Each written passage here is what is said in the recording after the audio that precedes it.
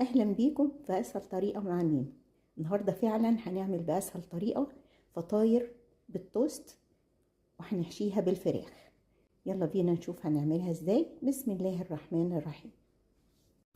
في طاسه على النار هحط حته زبده وشويه زيت صغيره.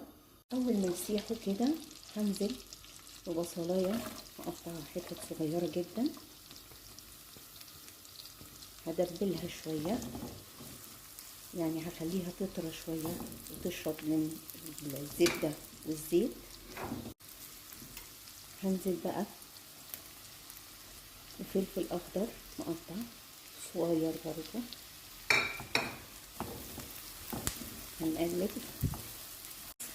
أنا دبلتهم كده كويس مع بعض.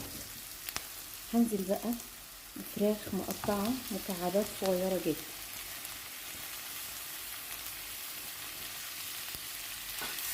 هنقلب. أنا بقى عايزة الفراخ تتشوح مع الكلام ده وتديني بقى طعم خرافي.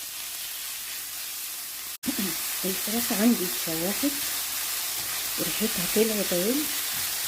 هنزل بقى عليها بملح حسب الرغبة، معلقة صغيرة فلفل اسود، معلقة صغيرة بابريكا، ومعلقة صغيرة بهارات او السبع بهارات بتاعتنا.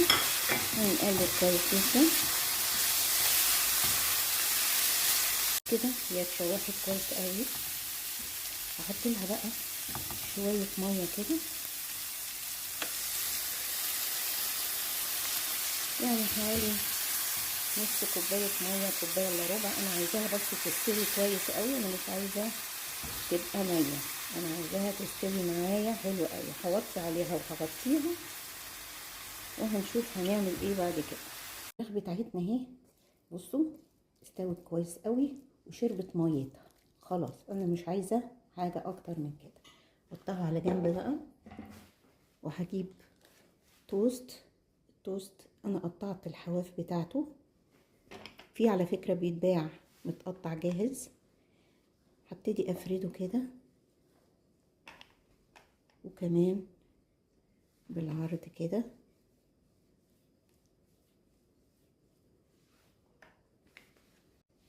هجيب بقى من الحشوة بتاعتي، ابتدي احشي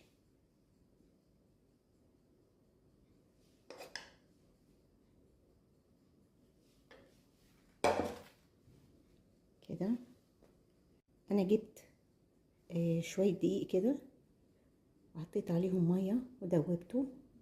هاجي بالفرشة على الحواف كده، داير هنا، داير التوست بالراحة اهو،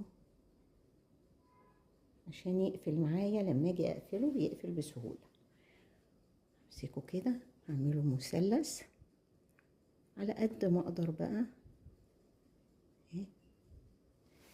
وبحرف الشوكة كده هدخل الحشوة الأول، وبحرف الشوكة هدوس عليه عشان يتماسك كده. كده قفلنا الوحدات بتاعتنا زي ما انتوا شايفين. هناخدها بقى، وعندي بيضة هضربها كويس قوي، هحط فيها الوحدات اللي احنا عملناها او الفطاير اللي احنا عملناها. بعد كده هشيلها من البيض، هحطها في بقسماط. هبتدي احط عليها كده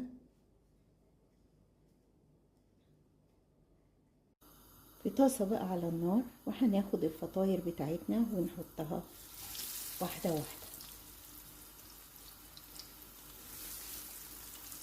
نقليها كده في الزيت. خلصنا الفطاير بتاعتنا، هنحطها بقى في الطبق وهنحط عليها شوية موتزاريلا كده. انا عايزاها بس هدخلها الفرن علشان تسيح، انا مش عايزة الموتزاريلا تحمر برضو، انا عايزاها تسيح بس. خلاص بقى طلعت الفطاير من الفرن بعد ما سيحنا عليها الجبنة.